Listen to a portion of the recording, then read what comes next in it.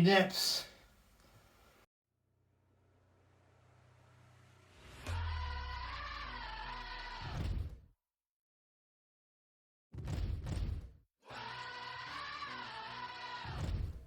In January 2018, I went to see The Greatest Showman at the cinema, and given my dislike of musical films at the time, I gave it a C grade, but I couldn't find much wrong with it. 4 years later, it gets selected for the Film Review Open Challenge, which means no grade, a full review, and more importantly, a new appreciation for musical films. The question now is The Greatest Showman faultless, or like Barnum himself, is it the king of humbug? Here's my review of The Greatest Showman. Phineas Taylor Barnum is a poor tailor's son who dreams of a greater life. On a visit to the mansion belonging to the Hallett family, Phineas catches the eye of Charity, a girl roughly his age. Her father warns him off of her, but the two spend time together in secret until she gets sent to finishing school. The two keep in contact by letter, with Charity living the high life and getting a decent education, and Phineas dealing with his father's sudden death, living on the streets and then joining the railroad. As a young adult, he and Charity get married and have 2 daughters, Caroline and Helen, but live meagerly in New York. Phineas, after being made redundant, decides he wants to risk it all on a museum of the macabre and curious. He swindles a loan from the bank using the deeds from the shipping company that he was just fired from as collateral.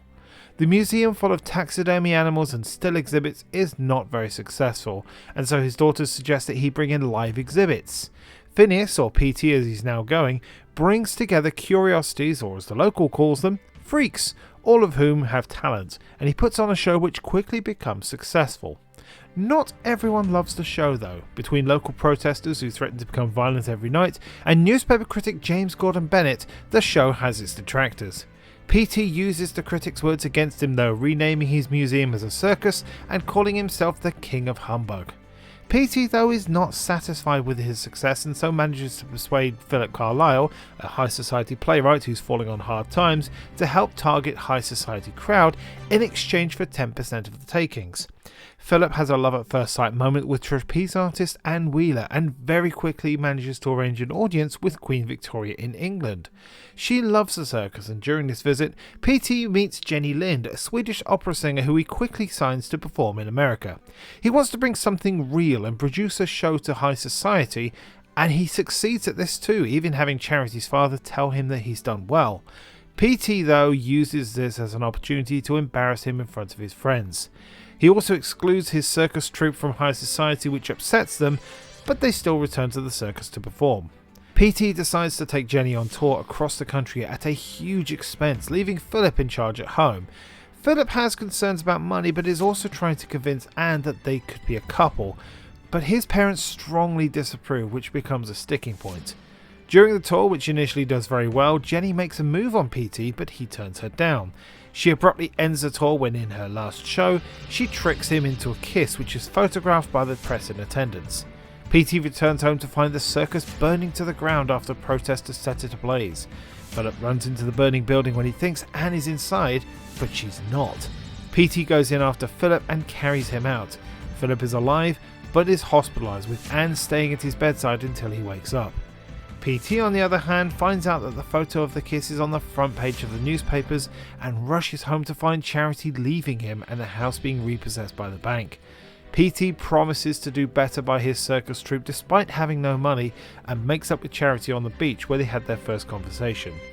Unfortunately, PT can't get another loan from the bank, but Philip, who's been taking his money out weekly, offers to resurrect the show in exchange for 50%. They rebuild in a tent on the waterfront, and mid-show, PT hands over his top hat to Philip so he can go and see his daughters in the ballet. You know that review from 4 years ago I mentioned? Were I a lazy reviewer, I'd say, watch that and then knock off early, because my views haven't really changed that much, honestly. I really enjoyed my second viewing and frankly found very little wrong with it from a technical standpoint. Hugh Jackman as P.T. Barnum is a really charismatic lead with a great amount of singing and dancing talent.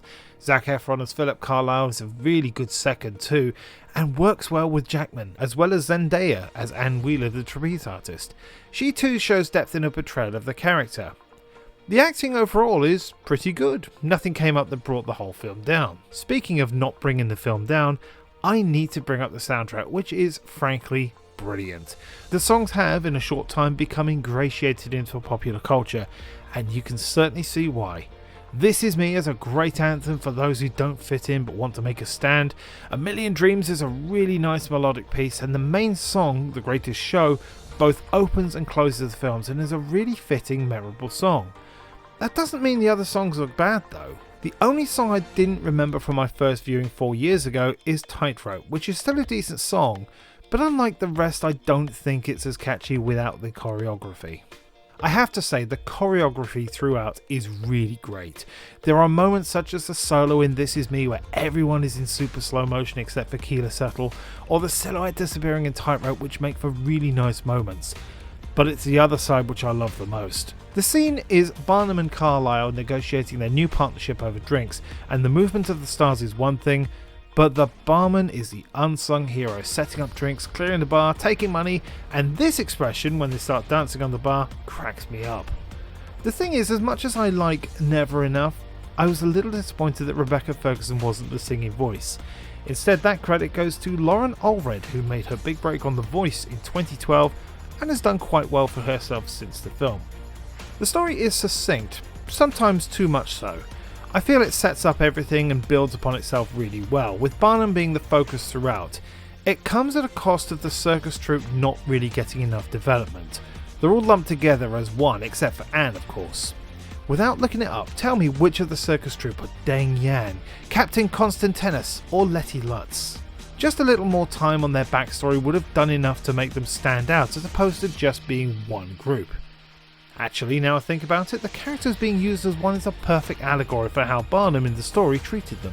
I mentioned the story being a little bit too succinct a couple of sentences ago. The successes of Barnum and his circus progress naturally and get bigger and bigger, but whenever an issue comes up it gets resolved really quickly, not letting it have any major impact on the story. But this is really a nitpick because for the most part I found it hard to fault the film as it's presented. Oh, I've danced around it long enough now. The biggest issue with the film is how it's presented. For those who love it, and I'm one of them, it's about what you want from this film. If you want a straightforward story with some catchy song and dance numbers, then you'll love The Greatest Showman. If you want to learn more about Phineas T. Barnum, this is not the film for you. The Greatest Showman is not a biopic, or biopic. I'm not sure which of those is the right pronunciation. I'm aware of the term creative license, but based on research online, this film is nowhere near a realistic interpretation of how things happened, or even how Barnum was. Let's start with Philip and Anne. Unlike most of the other characters in this film, these two are not based on real people and are completely fictional. Considering how key Philip is to the story, that's quite a big change to make right off the bat. Another major plot moment, Jenny Lind deserting Barnum and being in love with him, also just didn't happen. She and Barnum split because of Barnum's relentless marketing of her, but she continued the tour with different management.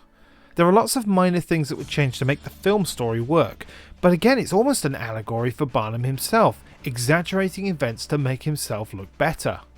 Don't look into how he got the animals or circus troupe to perform, instead look at the amazing song and dance numbers. You know, Jenny Lind's character really came off badly in the film now I think about it.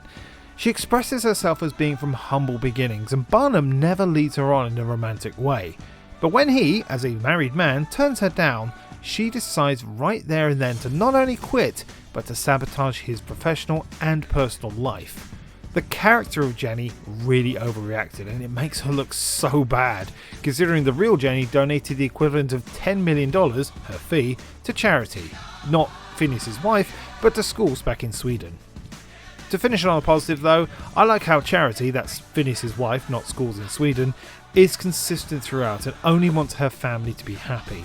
She doesn't want riches and fame, she just wants everyone to be happy and goes along with Phineas's plans because that's what makes him happy. There's a lesson there in being happy in what you have and not wanting more. By the way, I'm coming up to 400 subscribers now, why didn't you subscribe today? The Greatest Showman as it's presented is a really good fun film with very few faults. Its soundtrack is the strongest aspect as musical films should be, the story keeps up a quick pace and almost completely makes sense. The acting is solid, the characters work well, and frankly, I can recommend this to anyone.